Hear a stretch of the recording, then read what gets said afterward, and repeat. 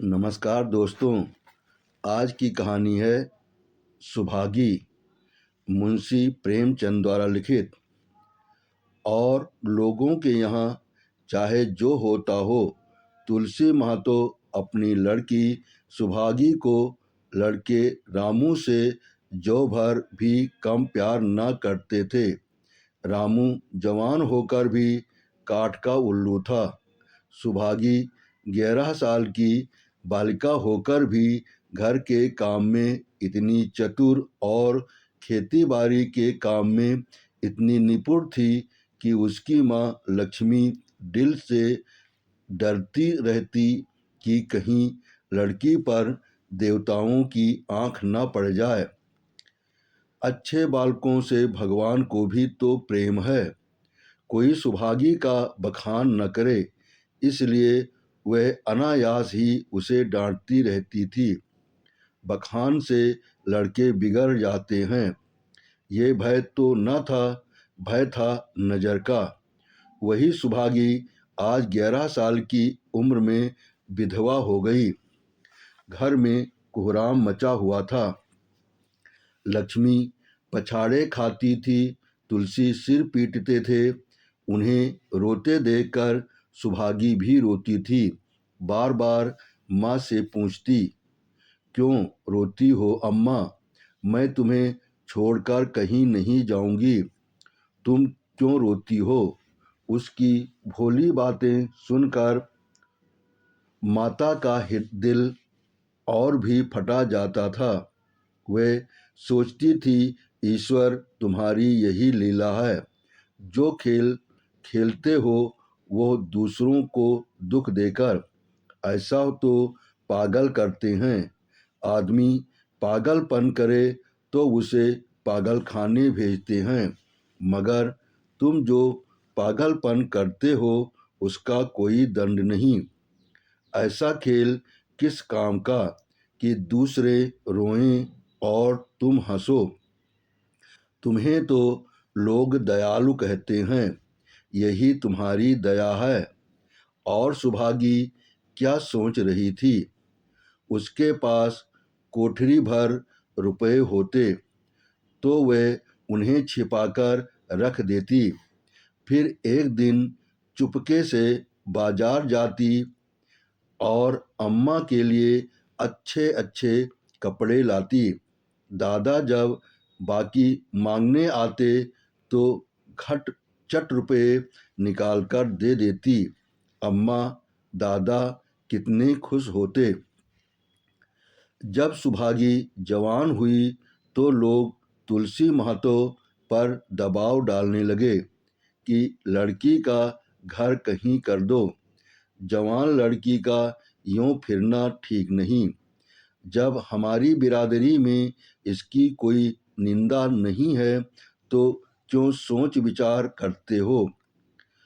तुलसी ने कहा, भाई मैं तो तैयार हूँ, लेकिन जब सुभागी भी माने। वो किसी तरह राजी नहीं होती। हरिहर ने सुभागी को समझाकर कहा, बेटी हम तेरे ही भले को कहते हैं। माँ बाप अब बूढ़े हुए, उनका क्या भरोसा। तुम इस तरह कब तक बैठी रहोगी? सुभागी ने सिर झुकाकर कहा, चाचा मैं तुम्हारी बात समझ रही हूँ, लेकिन मेरा मन घर करने को नहीं कहता। मुझे आराम की चिंता नहीं है। मैं सब कुछ झेलने को तैयार हूँ और जो काम तुम कहो वो सिर आँखों पर के बल करूँगी, मगर घर बसाने को मुझसे ना कहो। जब मेरा चाल कुचाल देखना तो मेरा सिर काट लेना। अगर मैं सच्चे बाप की बेटी होंगी तो बात की भी पक्की होंगी। फिर लज्जा रखने वाले तो भगवान हैं। मेरी क्या हस्ती है कि अभी कुछ कहूँ। उजड्ड रामू बोला, तुम अगर सोचती हो कि भैया कमावेंगे और मैं बैठी मौज करूँगी तो इस भरोसे न रहना। यहाँ किसी ने जन्म भर का ठेका नहीं लिया है। रामू की दुल्हन रामू से भी 2 अंगुल ऊंची थी। मटक कर बोली, हमने किसी का करज थोड़े ही खाया कि जन्म भर बैठे भरा करें। यहाँ तो खाने को भी महीन चाहिए, पहनने को भी महीन चाहिए। ये बात बूते की बात नहीं। सुभागी ने गर्व से भरे हुए स्वर में कहा, भाभी, मैंने तुम्हारा आसरा कभी नहीं किया और भगवान ने चाहा तो कभी करूंगी भी नहीं। तुम अपनी देखो, मेरी चिंता न करो। रामू की दुल्हन को जब मालूम हो गया कि सुभागी घर न करेगी तो और भी उसके सिर हो गई। हमेशा एक न एक खुचड़ लगाए रहती। उसे रुलाने में जैसे उसको मजा आता था। वह बेचारी पहर रात से उठकर कूटने पीसने में लग जाती, चौका बर्तन करती, गोबर पाथती, फिर खेत में काम करने चली जाती। दोपहर को आकर जल्दी जल्दी खाना पकाकर सबको खिलाती। रात को कभी माँ के सिर में तेल डालती, कभी उसकी देह दबाती। तुलसी चिलम के भक्त थे, उन्हें बार बार चिलम पिलाती। जहाँ तक अपना बस चलता, माँ बाप को कोई काम न करने देती। हाँ, भाई को न रोकती। सोचती, ये तो जवान आदमी हैं, ये काम न करेंगे तो गृहस्थी कैसे चलेगी। मगर रामू को ये बुरा लगता। अम्मा और दादा को तिनका तक नहीं उठाने देती और मुझे पीसना चाहती है। यहाँ तक कि एक दिन वे जामे से बाहर हो गया। सुभागी से बोला, अगर उन लोगों का बड़ा मोह है तो क्यों नहीं अलग लेकर रहती हो, तब सेवा करो तो मालूम हो कि सेवा कड़वी लगती है कि मीठी। दूसरों के बल पर वाहवाही लेना आसान है, बहादुर वह है जो अपने बल पर काम करे। सुभागी ने तो कुछ जवाब न दिया। बात बढ़ जाने का भय था, मगर उसके माँ बाप बैठे सुन रहे थे। महतो से ना रहा गया। बोले, क्या है रामू, उस गरीबिन से क्यों लड़ते हो। रामू पास आकर बोला, तुम क्यों बीच में कूद पड़े, मैं तो उसको कहता था। तुलसी, जब तक मैं जीता हूँ तुम उसे कुछ नहीं कह सकते। मेरे पीछे जो चाहे करना। बेचारी का घर में रहना मुश्किल कर दिया। रामू, आपको बेटी बहुत प्यारी है तो उसे गले बांध कर रखिए, मुझसे तो नहीं सहा जाता। तुलसी, अच्छी बात है, अगर तुम्हारी यह मर्जी है तो यही होगा। मैं कल गांव के आदमियों को बुलाकर बंटवारा कर दूंगा। तुम चाहे छूट जाओ, सुभागी नहीं छूट सकती। रात को तुलसी लेटे तो वह पुरानी बात याद आई जब रामू के जन्मोत्सव में उन्होंने रुपये कर्ज लेकर जलसा किया था और सुभागी पैदा हुई तो घर में रुपये रहते हुए भी उन्होंने एक कौड़ी न खर्च की। पुत्र को रत्न समझा था, पुत्री को पूर्व जन्म के पापों का दंड। वो रत्न कितना कठोर निकला और ये दंड कितना मंगलमय। दूसरे दिन महतो ने गांव के आदमियों को जमा करके कहा, पंचों, अब रामू का और मेरा एक में निबाह नहीं होता। मैं चाहता हूँ कि तुम लोग इंसाफ से जो कुछ मुझे दे दो वो लेकर अलग हो जाऊं। रात दिन की किचकिच अच्छी नहीं। गांव के मुख्तार बाबू सज्जन सिंह बड़े सज्जन पुरुष थे। उन्होंने रामू को बुलाकर पूछा, क्यों जी, तुम अपने बाप से अलग रहना चाहते हो। तुम्हें शर्म नहीं आती कि औरत के कहने से माँ बाप को अलग किए देते हो। राम राम। रामू ने ढिठाई के साथ कहा, जब तक मैं गुजर न जब एक में गुजर न हो तो अलग हो जाना ही अच्छा है। सज्जन सिंह, तुमको एक में क्या कष्ट होता है? रामू, एक बात हो तो बताऊं। सज्जन सिंह, कुछ तो बतलाओ। रामू साहब, एक में मेरा उनके साथ निवाह न होगा, बस मैं और कुछ नहीं जानता। ये कहता हुआ रामू वहां से चलता बना। तुलसी, देख लिया आप लोगों ने इसका मिजाज। आप चाहे 4 हिस्सों में 3 हिस्से उसे दे दें, पर जब मैं इस दुष्ट के साथ ना रहूंगा। भगवान ने बेटी को दुख दे दिया, नहीं मुझे खेती बाड़ी लेकर क्या करना था? जहाँ रहता वहीं कमाता खाता। भगवान ऐसा बेटा 7वें वैरी को भी ना दे। लड़के से लड़की भली, जो कुलवंती होए।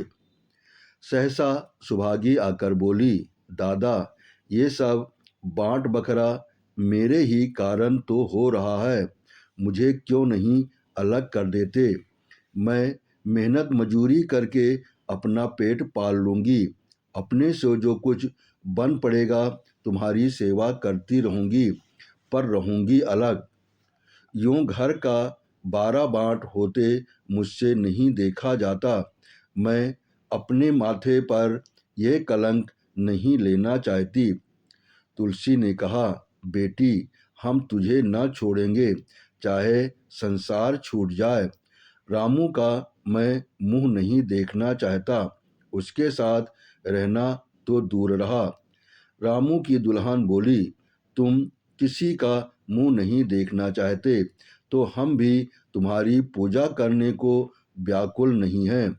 मैं तो दांत पीसते हुए उठे कि बहू को मारें, मगर लोगों ने पकड़ लिया। बंटवारा होते ही महतो और लक्ष्मी को मानो पेंशन मिल गई। पहले तो दोनों सारे दिन सुभागी के मना करने पर भी कुछ न कुछ करते ही रहते थे, पर अब उन्हें पूरा विश्राम था। पहले दोनों दूध घी को तरसते थे। सुभागी ने कुछ रुपए बचाकर एक भैंस ले ली। बूढ़े आदमियों की जान तो उसका भोजन है। अच्छा भोजन न मिले तो वे किस आधार पर रहें? चौधरी ने बहुत विरोध किया। कहने लगे, घर का काम यूं ही क्या कम है कि तू ये नया झंझट पाल रही है? सुभागी उन्हें बहलाने के लिए कहती, दादा, दूध के बिना मुझे खाना नहीं अच्छा लगता। लक्ष्मी ने हंसकर कहा, बेटी, तू झूठ कब से बोलने लगी? कभी दूध हाथ से तो छूती नहीं, खाने की कौन कहे? सारा दूध हम लोगों के पेट में ठूंस देती है। गांव में जहां देखो सबके मुंह से सुभागी की तारीफ। लड़की नहीं देवी है, 2 मर्दों का काम भी करती है। उस पर माँ बाप की सेवा भी किए जाती है। सज्जन सिंह तो कहते ये उस जन्म की देवी है, मगर शायद महतो को ये सुख बहुत दिन तक भोगना न लिखा था। 7-8 दिन से महतो को जोर का ज्वर चढ़ा हुआ था। देह पर कपड़े का तार भी नहीं रहने देते। लक्ष्मी पास बैठी रो रही थी। सुभागी पानी लिए खड़ी है। जभी एक क्षण पहले अभी एक क्षण पहले महतो ने पानी मांगा था, पर जब तक वो पानी लावे उनका जी डूब गया और हाथ पांव ठंडे हो गए। सुभागी उनकी यह दशा देखते ही रामू के घर गई और बोली, भैया चलो देखो, आज दादा न जाने कैसे हुए जाते हैं। 7 दिन से ज्वर नहीं उतरा। रामू ने चारपाई पर लेटे लेटे कहा, तो क्या मैं डॉक्टर हकीम हूँ कि देखने चलूं? जब तक अच्छे थे तब तक तो तुम उनके गले का हार बनी हुई थी। अब जब मरने लगे तो मुझे बुलाने आई हो। उसी वक्त उसकी दुल्हन अंदर से निकल कर आई और सुभागी से पूछा, दादा को क्या हुआ है दीदी? सुभागी ने पहले रामू बोल उठा, हुआ क्या है, अभी कोई मरे थोड़े ही जाते हैं। सुभागी ने फिर उससे कुछ न कहा, सीधे सज्जन सिंह के पास गई। उसके जाने के बाद रामू हंसकर स्त्री से बोला, क्रिया चरित्र इसी को कहते हैं। स्त्री, इसमें क्रिया चरित्र की कौन बात है, चले क्यों नहीं जाते?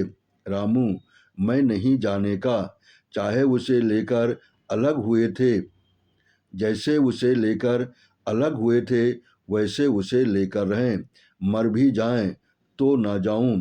स्त्री, मर जाएंगे तो आग देने तो जाओगे, तब कहाँ भागोगे?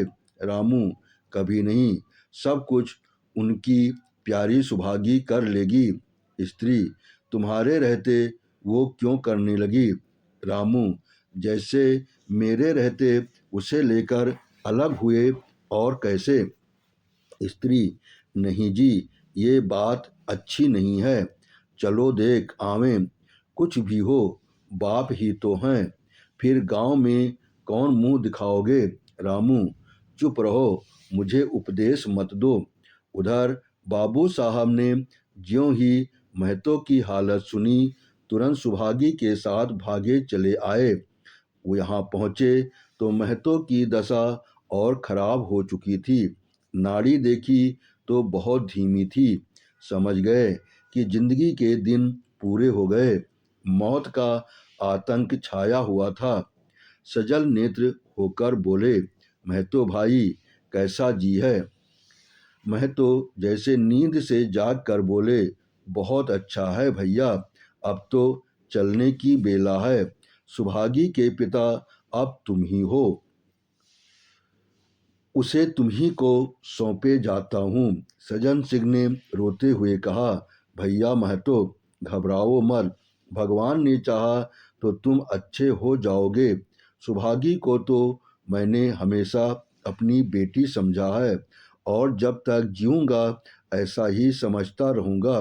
तुम निश्चिंत रहो, मेरे रहते सुभागी या लक्ष्मी को कोई तिरछी आंख से देख ना सकेगा, और कुछ इच्छा हो तो वो भी कह दो। महतो ने विनीत नेत्रों से देखकर कहा, और कुछ नहीं कहूँगा भैया, भगवान तुम्हें सदा सुखी रखे। सज्जन सिंह, रामू को बुलाकर लाता हूँ, उससे जो भूल चूक हो क्षमा कर दो। महतो, नहीं भैया, उस पापी हत्यारे का मुंह मैं नहीं देखना चाहता। इसके बाद गोदान की तैयारी होने लगी। रामू को गांव भर ने समझाया, पर वह अंत्येष्टि करने पर राजी न हुआ। कहा, जिस पिता ने मरते समय मेरा मुंह देखना स्वीकार न किया, वो मेरा न पिता है और न मैं उसका पुत्र हूँ। लक्ष्मी ने दाह संस्कार किया। इन दोनों से इन थोड़े ही दिनों में सुभागी ने न जाने कैसे रुपए जमा कर लिए थे कि अब तेरही का सामान आने लगा तो गांव वालों की आंखें खुल गईं। बर्तन, कपड़े, घी, शक्कर, सभी सामान इफरात में जमा हो गए। रामू देख देख कर जलता था और सुभागी उसे जलाने के लिए सबको ये सामान दिखाती थी। लक्ष्मी ने कहा, बेटी, घर घर देख कर खर्च करो, अब कोई कमाने वाला नहीं बैठा है, आप ही कुआं खोदना और पानी पीना है। सुभागी बोली, बाबूजी का काम तो धूमधाम से ही होगा अम्मा, चाहे घर रहे या जाए, बाबूजी फिर थोड़े ही आवेंगे। मैं भैया को दिखा देना चाहती हूँ कि अबला क्या कर सकती है, वो समझें भुगते होंगे, इन दोनों के किए कुछ न होगा। उनका ये घमंड तोड़ दूंगी। लक्ष्मी चुप हो रही। 13 के दिन 8 गांव के ब्राह्मणों का भोज हुआ। चारों तरफ वाह वाही मच गई। पिछले पहर का समय था। लोग भोजन करके चले गए थे। लक्ष्मी थक कर सो गई थी। केवल सुभागी बची हुई चीजें उठा उठा कर रख रही थी कि ठाकुर सज्जन सिंह ने आकर कहा, अब तुम भी आराम करो बेटी, सवेरे ये सब काम कर लेना। सुभागी ने कहा, अभी थकी नहीं हूँ दादा। आपने जोड़ लिया कुल कितने रुपये उठे? सज्जन सिंह, ये पूछ कर क्या करोगी बेटी? कुछ नहीं, यूं ही पूछती थी। कोई 300 रुपये उठे होंगे। सुभागी ने सकचाते हुए कहा, मैं इन रुपयों की देनदार हूँ। तुमसे तो मैं मांगता नहीं, मैं तो मेरे मित्र और भाई थे, उनके साथ कुछ मेरा भी तो धर्म है। आपकी यही दया क्या कम है कि मेरे ऊपर इतना विश्वास किया। मुझे कौन 300 रुपये देता? सज्जन सिंह सोचने लगे, इस अबला की धर्म बुद्धि का यही वार पार भी है या नहीं। लक्ष्मी उन स्त्रियों में थीं जिनके लिए पति वियोग जीवन स्रोत का बंद हो जाना है। 50 वर्ष के चिर सहवास के बाद अब वह एकांत जीवन उसके लिए पहाड़ हो गया। उसे अब ज्ञात हुआ कि मेरी बुद्धि, मेरा बल, मेरी सुमति मानो सबसे मैं वंचित हो गई। उसने कितनी बार ईश्वर से विनती की थी, मुझे स्वामी के सामने उठा लेना, मगर उसने ये विनती स्वीकार न की। मौत पर अपना काबू नहीं, तो क्या जीवन पर भी काबू नहीं है। वह लक्ष्मी को गांव में अपनी बुद्धि के लिए मशहूर थी, जो दूसरे को सीख दिया करती थी, अब बौरही हो गई है। सीधी सी बात करते नहीं बनती। लक्ष्मी का दाना पानी उसी दिन से छूट गया। सुभागी के आग्रह पर चौके में जाती, मगर कौर कंठ के नीचे न उतरता। 50 वर्ष हुए, एक दिन भी ऐसा न हुआ कि पति के बिना खाए खुद खाया हो। अब उस नियम को कैसे तोड़े? आखिर उसे खांसी आने लगी। दुर्बलता ने जल्द ही खाट पर डाल दिया। सुभागी अब क्या करे? ठाकुर साहब के रुपए चुकाने के लिए दिलोजान से काम करने की जरूरत थी। यहाँ माँ बीमार पड़ गई। अगर बाहर जाए तो माँ अकेली रहती है। उनके पास बैठे तो बाहर का काम कौन करे? माँ की दशा देखकर सुभागी समझ गई कि इनका परवाना भी आ पहुंचा। महतों को भी तो यही ज्वर था। गांव में और किसे फुर्सत थी कि दौड़ धूप करता। सज्जन सिंह दोनों वक्त आते, लक्ष्मी को देखते, दवा पिलाते, सुभागी को समझाते और चले जाते, मगर लक्ष्मी की दशा बिगड़ती जाती थी। यहाँ तक कि 15वें दिन वो भी संसार से सिधार गईं। अंतिम समय रामू आया और उसके पैर छूना चाहता था, पर लक्ष्मी ने उसे ऐसी झिड़की दी कि वो उसके समीप न जा सका। सुभागी को उसने आशीर्वाद दिया, तुम्हारी जैसी बेटी पाकर तर गई। मेरा क्रियाकर्म तुम ही करना। मेरी भगवान से यही अर्जी है कि उस जन्म में भी तुम मेरी कोख पवित्र करो। माता के देहांत के बाद सुभागी के जीवन का केवल एक लक्ष्य रह गया, सज्जन सिंह के रुपये चुकाना। 300 पिता के क्रियाक्रम में लगे थे, लगभग 200 माता के काम में लगे, 500 का ऋण था और उसकी अकेली जान, मगर वह हिम्मत न हारती थी। 3 साल तक सुभागी ने रात को रात और दिन को दिन न समझा। उसकी कार्यशक्ति और पौरुष देखकर लोग दांतों तले उंगली दबाते थे। दिन भर खेती बाड़ी का काम करने के बाद वो रात को 4-4 पसेरी आटा पीस डालती। 30वें दिन 15 रुपये लेकर वो सज्जन सिंह के पास पहुंच जाती। इसमें कभी नागा न पड़ता। ये मानो प्रकृति का अटल नियम था।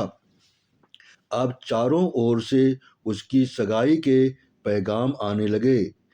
सभी उसके लिए मुंह फैलाए हुए थे। जिसके घर सुभागी जाएगी उसके भाग्य फिर जाएंगे। सुभागी यही जवाब देती, अभी वह दिन नहीं आया। जिस दिन सुभागी ने आखिरी किस्त चुकाई उस दिन उसकी खुशी का ठिकाना न था। आज उसके जीवन का कठोर व्रत पूरा हो गया। वो चलने लगी तो सज्जन सिंह ने कहा, बेटी, तुमसे मेरी एक प्रार्थना है। कहो कहूँ, कहो ना कहूँ, मगर वचन दो कि मानोगी। सुभागी ने कृतज्ञ भाव से देखकर कहा, दादा, आपकी बात न मानूंगी तो किसकी बात मानूंगी। मेरा तो रोवा रोवा आपका गुलाम है। सज्जन सिंह, अगर तुम्हारे मन में ये भाव है तो मैं न कहूँगा। मैंने अब तक तुमसे इसलिए नहीं कहा कि तुम अपने को मेरा देनदार समझ रही थीं। अब रुपए चुक गए, मेरा तुम्हारे ऊपर कोई एहसान नहीं है, रत्ती भर भी नहीं। बोलो कहूँ। सुभागी, आपकी जो आज्ञा हो। सज्जन सिंह, देखो, इनकार न करना, नहीं मैं फिर तुम्हें अपना मुंह न दिखाऊंगा। सुभागी, क्या आज्ञा है। सज्जन सिंह, मेरी इच्छा है कि तुम मेरी बहू बनकर मेरे घर को पवित्र करो। मैं जात पात का कायल हूँ, मगर तुमने मेरे सारे बंधन तोड़ दिए। मेरा लड़का तुम्हारे नाम का पुजारी है। तुमने उसे 12 देखा है। बोलो, मंजूर करती हो। सुभागी, दादा, इतना सम्मान पाकर पागल हो जाऊंगी। सज्जन सिंह, तुम्हारा सम्मान भगवान कर रहे हैं बेटी। तुम साक्षात भगवती का अवतार हो। सुभागी, मैं तो आपको अपना पिता समझती हूँ। आप जो कहेंगे मेरे भले ही के लिए कहेंगे। आपके हुक्म को कैसे इनकार कर सकती हूँ। सज्जन सिंह ने उसके माथे पर हाथ रखकर कहा, बेटी, तुम्हारा सुहाग अमर हो। तुमने मेरी बात रख ली। मुझसा भाग्यशाली संसार में और कौन होगा। आपने कहानी सुनी, इसके लिए बहुत बहुत धन्यवाद। आपने सब्सक्राइब किया, इसके लिए मैं दिल से आभारी हूँ।